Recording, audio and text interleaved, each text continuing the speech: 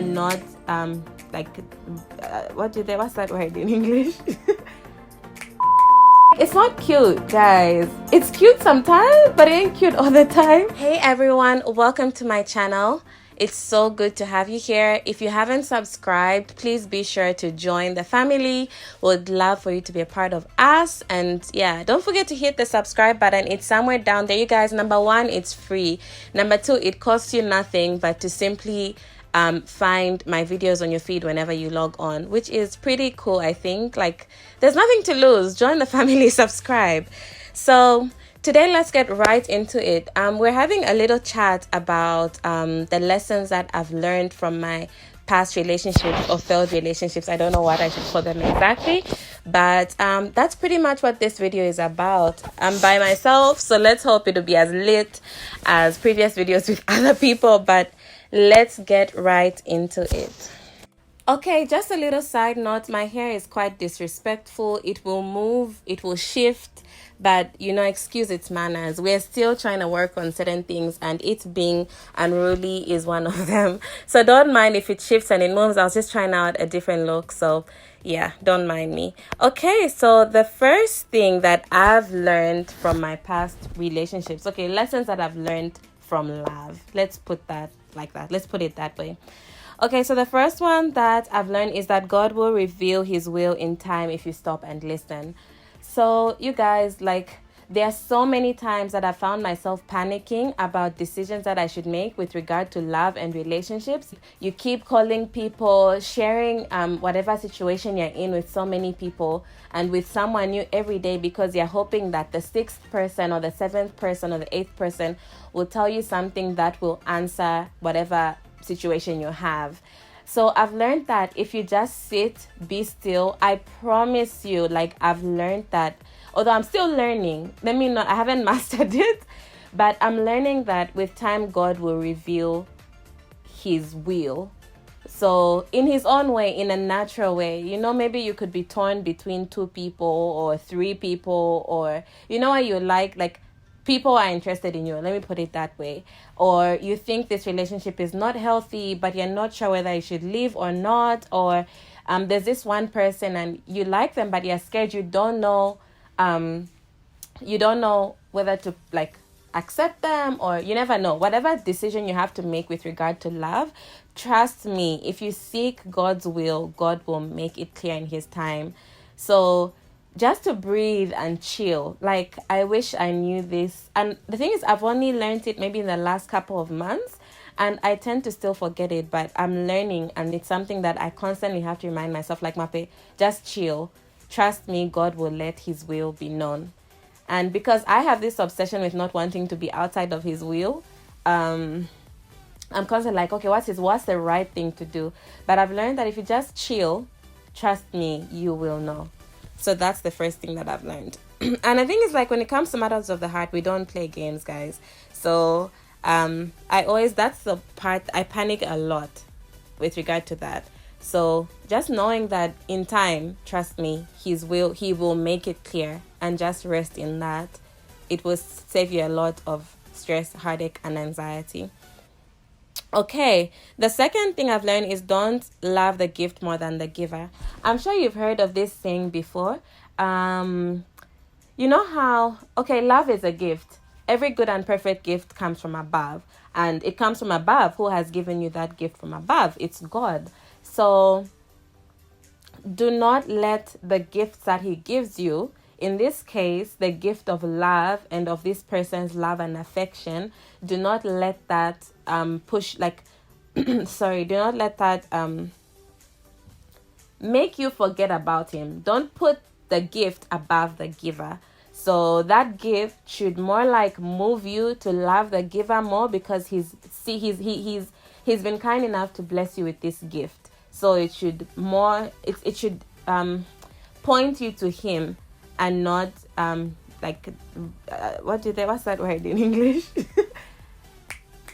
Divert your attention from him. So yeah, I think that's also something else I've learned, where you become so preoccupied with this person and you forget that God is the one who gave you this gift, and you should put him first, put God first, basically, in whether or not you have someone. But just don't let relationships become like so much of a priority in your life that you forget about who blessed you with one. Okay, the next one is to not be insensitive. The third one, sorry, is to not be insensitive towards others in different seasons. Okay, so example given, you have a friend. You and your friend are both single. And then with time, let's say God blesses you with someone to be with, and then you now begin to abandon your friends who you struggled with. You know what I mean? Like where you move on and leave them and abandon them. That's not good. So you still have to be sensitive to those who are in seasons that you have graduated from. And this doesn't only apply to seasons or like relationships, but anything. If you were waiting for a baby and you and your friend had been waiting for babies, and then you get pregnant, and then you begin to be insensitive towards those who are still waiting. And other ways are like you're in school, you graduate, your friend doesn't, and then you begin to be insensitive towards them.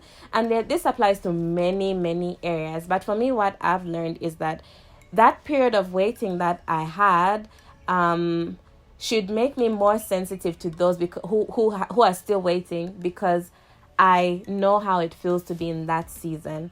So do not have the graduation effect where you get up, you move on, and you stop being loving, kind, and gentle and sensitive to those who are behind you. So that's definitely something that I learned, to still be a friend to those who were my friends in the previous season. So carry them with you. Don't just move alone. Okay. Number 4, it's to be my best and to put in my best. So be the best version of you in relationships, and put in your best work. You guys, today, I think most of my relationships, there's some that I was not my best self. And for that, I feel bad. I was young and foolish. But for the most part, with the relationships that where I was more mature, I can say with my whole heart that I did my best. So even if these relationships did not work, I know that I'm at peace with the fact that it was just God's will. It wasn't a failure on my part. And even though there are those relationships that you may have been in and that you did not put in your best and it's on you, that's not something that you should drag on for the rest of your life. Okay, let's just check the hair, because Lord knows where it'd be hanging. Okay, so even if a failed relationship is your fault, that doesn't mean that you should stay blaming yourself for that forever, but learn from that and move on from there, and make sure that you're conscious and you ask God to help you not to make the same mistakes. So, but moving forward, give in your best. And guys, there's so much peace in knowing that, this relationship, it's not on me. I know I brought my best self. I know I was my best. And I make mistakes. You make mistakes here and there. But despite that, you still rose up and gave your best. So be your best and do your best. That one is very important. And then number 5 is that maturity and communication. I feel like as girls, we have this thing where we feel like it's cool to be difficult or not to communicate well, where you just get upset and you don't communicate why you're upset. Kind of we think it's cute, but it could easily be immaturity. So yeah, when you say good night at 5 p.m., there are these memes about, I'll insert a video. That video always cracks me up. You're right. I should pitch in more. I'm sorry. Okay, he apologized. We can move on. She only said sorry because he wants you to shut up. Argue some more. She hasn't texted me back all day. Jump to conclusions. I'm sorry. I promise I'll work on communicating better. He apologized. I should just say okay and let it go. Finish him. What's the matter, babe? I should calmly explain to him what's bothering me. Tell him good night at 5 p.m. And I'm telling you how I feel because you said you wanted me to be more open with my feelings. He's actually making some good points. Just cry so we can win. I just feel like you aren't giving me enough attention. Well, that's because you're too needy. Don't make a scene in front of all these people. And action! I'm so excited for the guys to come over tonight to watch the game. Mm-hmm. I told everyone to get here around 8 p.m. Great. Are you feeling okay, babe? Yeah, I'm fine. I'm fine. Fine. You sure you're fine? Yep. Oh no, fine never means that she's actually fine. Come on, Brad, think. I cleaned the toilet after my bout of Taco Bell diarrhea last week, and I made sure I took out the trash by the second time that she asked me. I have to get to the bottom of this before game night. The plan is working. Tying his legs up and dangling him over the balcony until he apologizes and cancels game night? No.